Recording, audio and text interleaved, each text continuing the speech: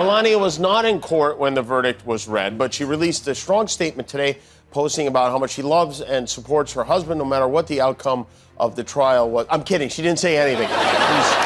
Trump is out to get Jimmy Kimmel, lashing out and attacking his ratings after getting exposed by Jimmy Kimmel on his marriage, to the extent that this ongoing public clash has escalated beyond control. More than 67 million Americans watched the debate on television last night, and of that 67 million, the only one who seems to think Trump did a good job is Donald Trump. The question is, what led to this saga?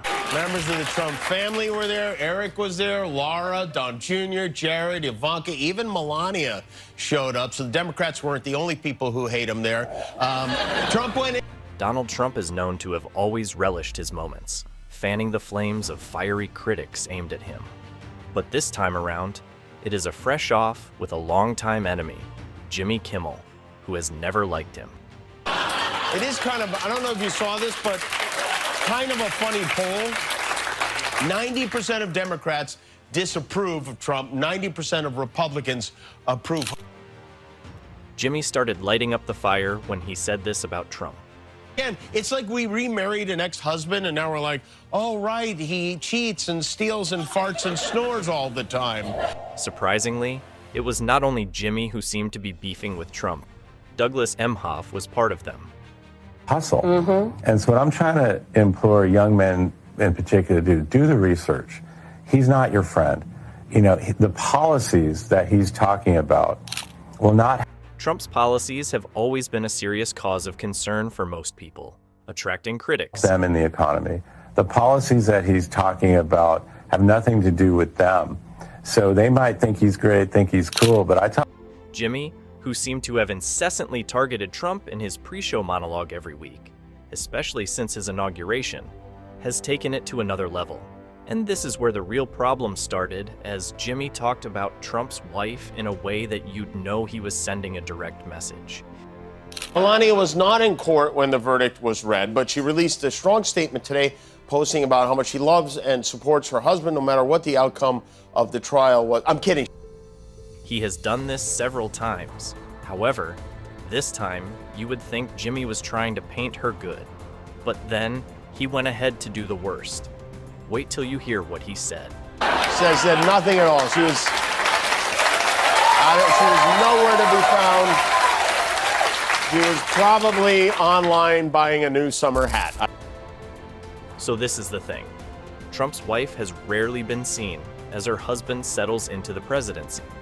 She, who appears to be hesitant about returning to the role, was always spotted accompanying him on a few occasions, but has since disappeared from the eyes of the public. And while she has repeatedly chosen to take a back seat in her husband's political career, people expected to see more of her when her husband was elected, not less like they were seeing. Was there a reason for this? That we don't know, but what we know is to handle. How he responded to this, nobody expected. He was the worst host in the history of the Academy Awards. Remember I did that? Remember I wrote I put a truth.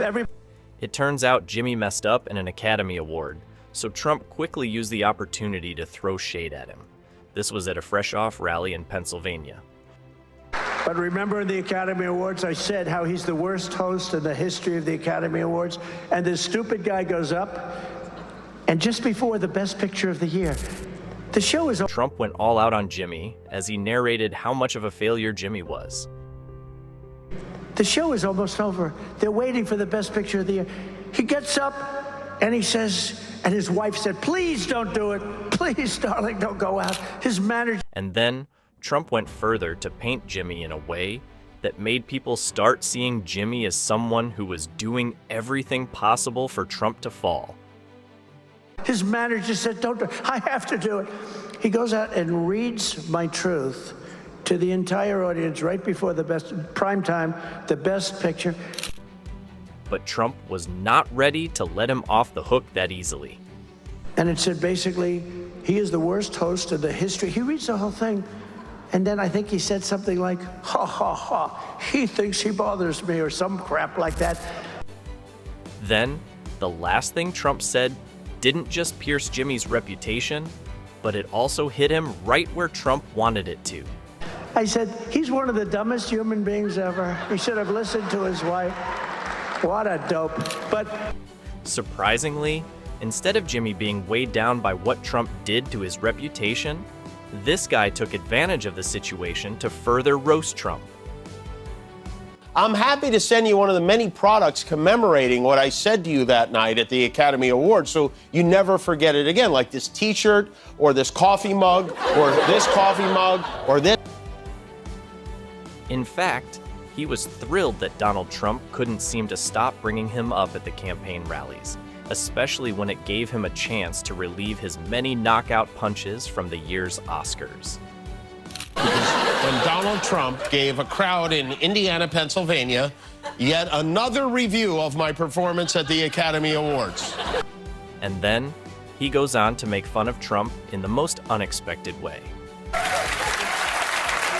Isn't that sweet? He's confusing me with one of his sons again. Do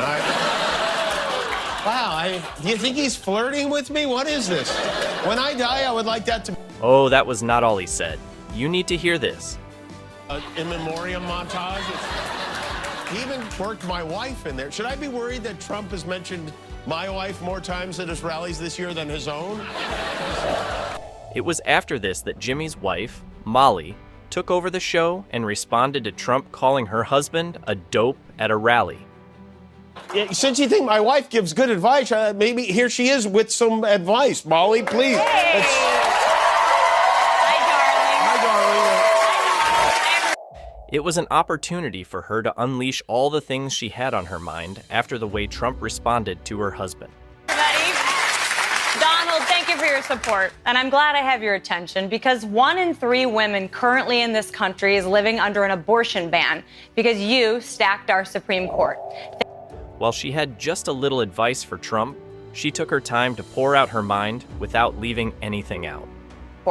Thanks to you, women in 21 states can't make their own choice about their own life and their own body.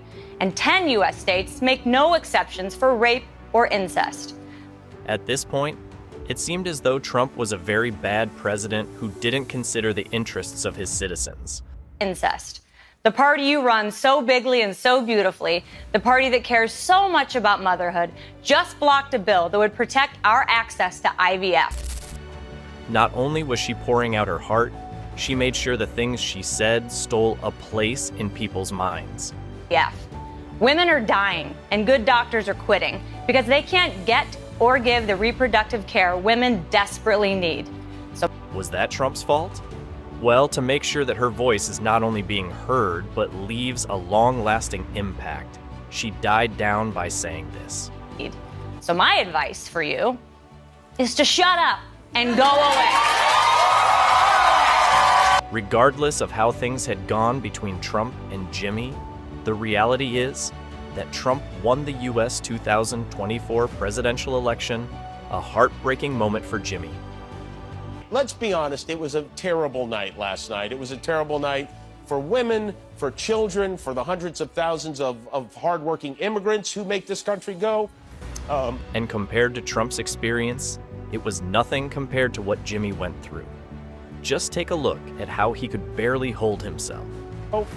For healthcare, for our climate, for science, for journalism, for justice, for free speech. Is it then safe to say that at the end of the day, Trump was able to fully get back at Jimmy? It was a terrible night for poor people, for the middle class, for seniors who rely on Social Security, for our allies in Ukraine, for NATO, for... Do you think Donald will let things slide, or will he seek revenge against Jimmy? Let us know your thoughts in the comments.